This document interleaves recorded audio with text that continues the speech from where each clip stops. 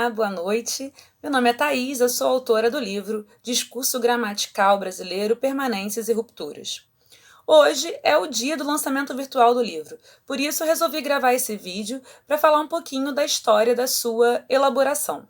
Bom, o livro ele é fruto da minha tese de doutorado, que foi defendida em 2016 na Universidade Federal Fluminense, sob a orientação da professora doutora Vanise Gomes de Medeiros.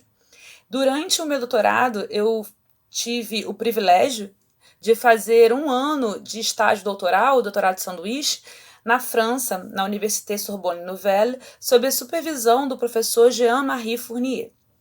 A minha ida para a França foi extremamente importante, porque eu trabalhei na minha tese e trabalho nesse livro, e trabalho até hoje nas minhas pesquisas, com 2 teorias, a análise de discurso francesa e a história das ideias linguísticas, que também é uma teoria francesa. E na época em que eu fui para a França, eu estava com muitas dúvidas em relação à forma de estabelecimento de diálogo entre essas 2 teorias.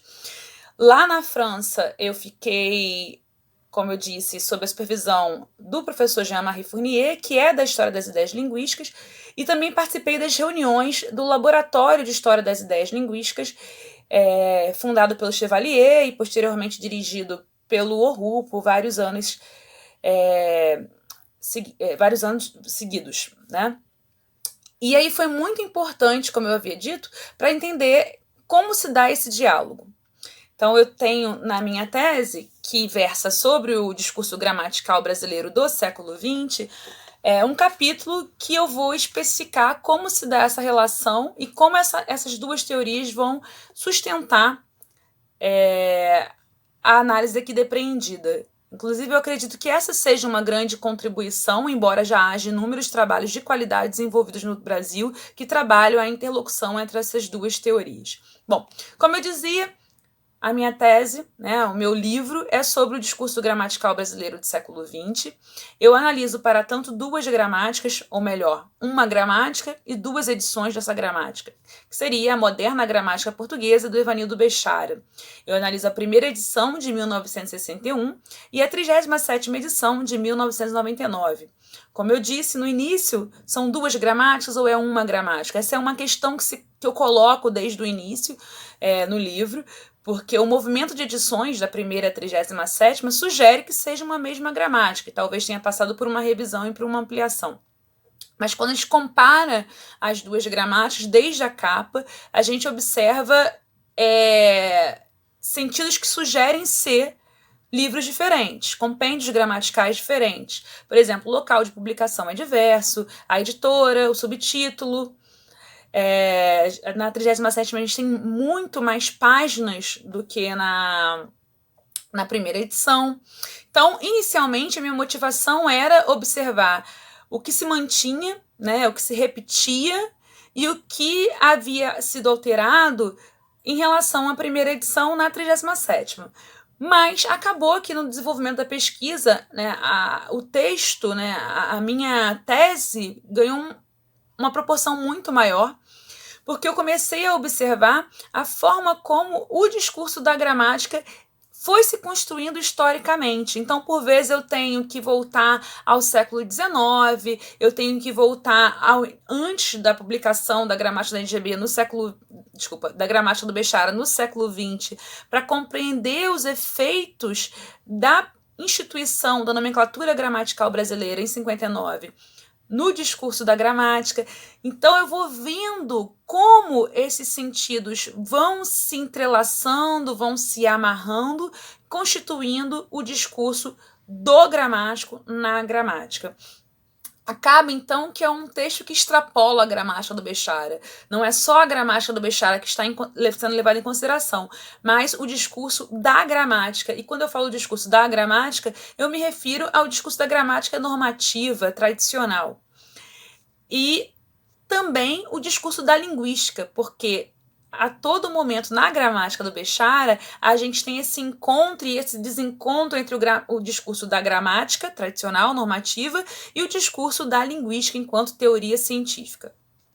Bom, para poder finalizar esse vídeo, eu gostaria de ler o prefácio do livro para vocês, para que vocês também tenham um pouquinho mais claro do que se trata a pesquisa que foi desenvolvida.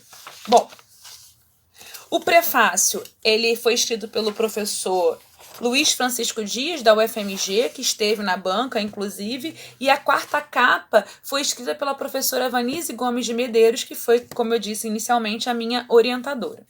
Então vamos ao prefácio. Eu intitulei o prefácio como Lendo Gramáticas como se fossem romances. As questões que levanto neste livro nasceram de algumas inquietações que se impuseram a mim, num primeiro momento, enquanto brasileira que fala a língua denominada portuguesa, e posteriormente enquanto pesquisadora e professora de língua materna. Visando respondê-las à luz da articulação entre a história das ideias linguísticas e a análise de discurso, proponho que as gramáticas aqui analisadas sejam lidas como se fossem romances, isto é, como unidades discursivas nas quais se encontram materializados dizeres que envolvem língua e metalíngua numa narrativa entrelaçada e supostamente homogênea.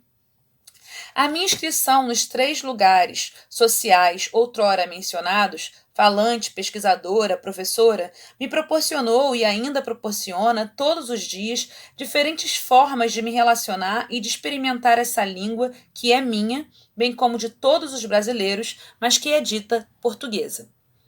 Assim sendo, atravessa esta reflexão o afeto, mas também a atravessa o desejo de compreender o funcionamento do imaginário de língua que, por meio do ensino, reproduz discursividades em nosso país, estabelecendo e regulando não só as relações entre os falantes de uma língua e a língua que lhes é dada historicamente como sua, mas que nem sempre é reconhecida como tal, como as relações entre os sujeitos significados enquanto cidadãos de uma nação que tem e deveriam ter nessa língua um signo de nacionalidade.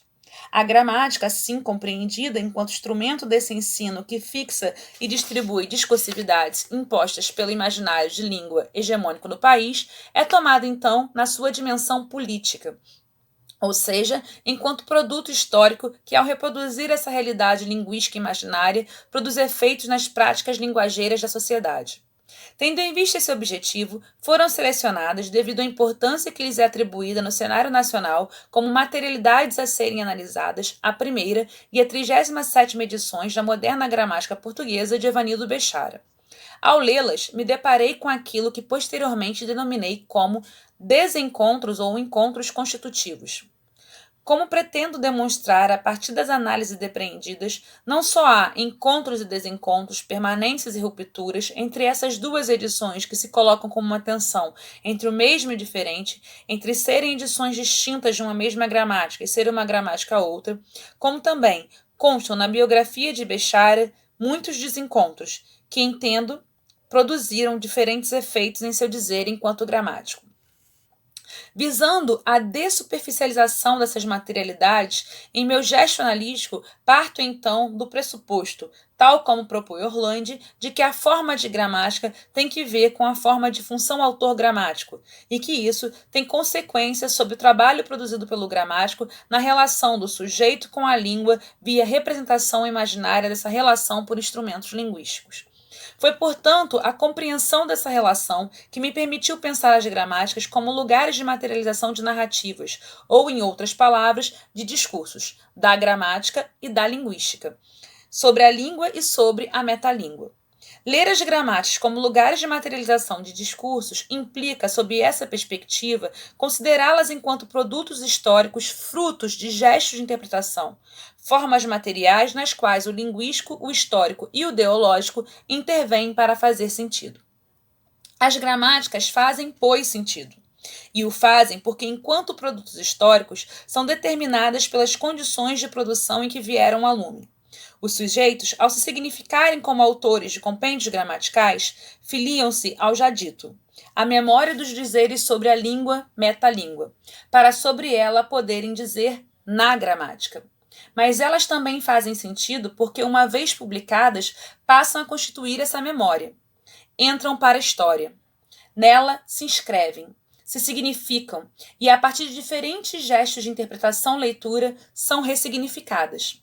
As gramáticas, então, para fazerem sentido, reproduzem sentidos. dizeres sobre a língua e sobre a metalíngua, mas também sobre a sociedade e a sua história, sobre as relações estabelecidas entre os sujeitos dessa sociedade, e entre eles e a ou as línguas do Brasil. Discursos. Ler as gramáticas como se fossem romances pressupõe, portanto, ter em vista que nelas são narradas histórias em que língua, sujeitos e sociedade encontram-se enredados numa trama logicamente estabilizada. Assim sendo, sob essa perspectiva, ao conceber as gramáticas como lugares de materialização de discursos, busca-se adotar uma postura crítica frente aos elementos que constituem as narrativas que nelas se estruturam, problematizando aquilo que se coloca como evidência, a saber, as terminologias, os conceitos, as definições, as descrições e a própria língua sobre a qual se diz dizer. A adoção dessa postura implica também a análise dos personagens e narradores envolvidos, buscando depreender os gestos de interpretação que subjazem à produção desse imaginário estabilidade dos sentidos e o processo de naturalização por que passaram na sua relação com a constituição dos lugares discursivos do gramático e do linguista, bem como da função autor, que em condições de produção específicas pode e deve desses lugares ser exercida, para então compreender o modo como as gramáticas, em determinadas conjunturas, reproduzem, produzem sentidos, instauram e distribuem discursividades sobre as línguas e sobre os sujeitos dessas línguas. Regulam as relações estabelecidas entre aqueles e estas, colocando em funcionamento uma demanda de gestão das diferenças, isto é, dos diferentes modos de se dizer numa língua e, por conseguinte, de ter direito de nela dizer.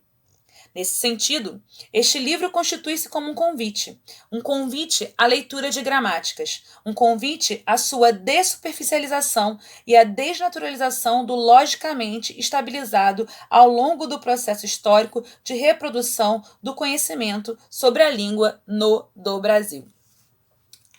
Como eu coloquei aqui, eu parto de um pressuposto, que é uma citação da Eni Orlandi, de que a forma de gramática tem a ver com a função autor e com o imaginário de língua que nela se coloca, né, que nela se instaura, se produz, se reproduz.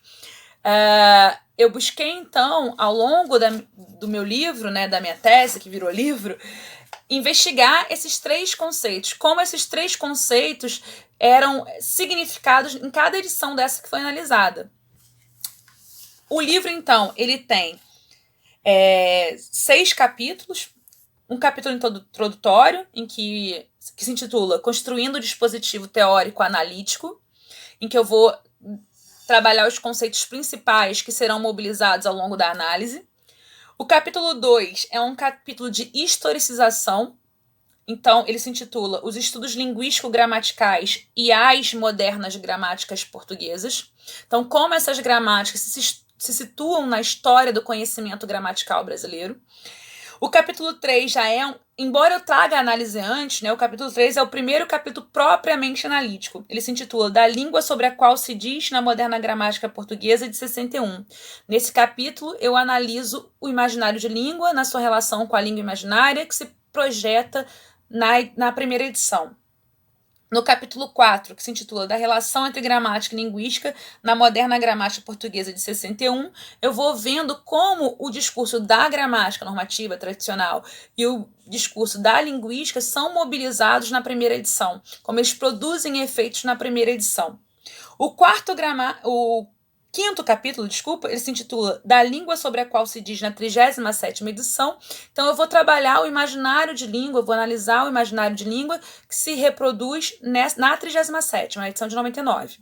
E o 6º capítulo, Da Relação entre Gramática e Linguística na Moderna Gramática, de 99, é a análise da forma como o discurso da gramática, o discurso da linguística se significam na 37ª.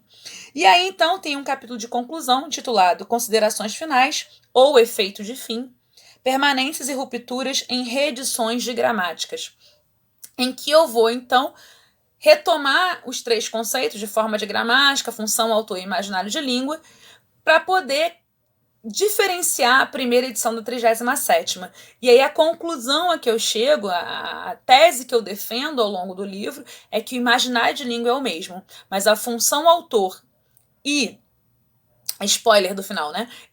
Mas a função autor e a forma de gramática são outras, né? Então, a gente tem... É dessa forma que vai se manter esse efeito de ser a mesma gramática, de ser uma outra gramática, né? Então, essa tensão entre o mesmo e diferente se coloca porque a gente tem o mesmo imaginário de língua reproduzido, porém, função autor e forma de gramática diferentes. Bom, é isso.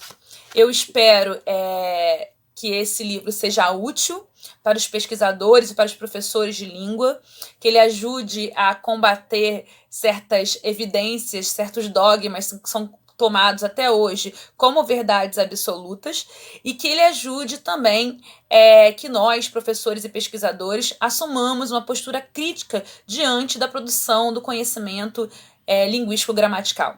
É isso. Muito obrigada. Boa noite. Beijo.